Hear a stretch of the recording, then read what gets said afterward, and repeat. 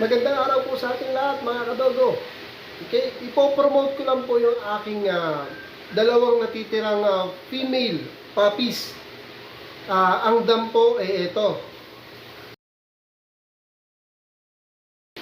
At ito naman po yung sire.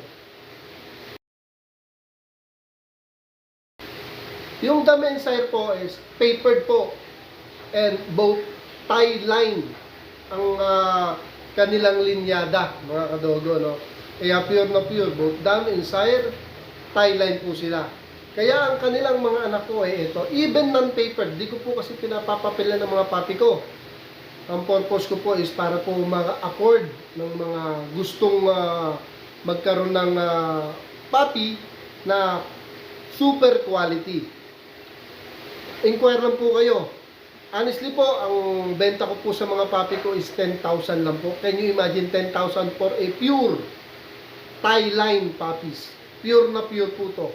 Ito po ay female and bi-eye pa. Yung pong isang kapatid niya is almost the same lang naman silang lahat. Okay? The same lang naman.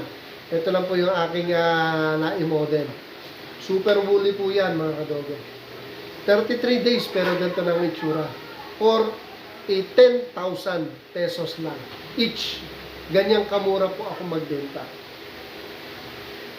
Yan po. Inquire na po kayo. Message nyo po ako sa Facebook ko na Sap Tio Pangs. Ito po, lalagay ko po sa ilalim.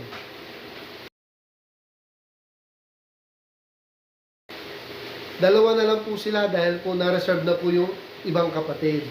Kaya una-unahan na lang po. Okay? Inquire na mga kadogo. Pure tie line puppies po yan. Pure na pure.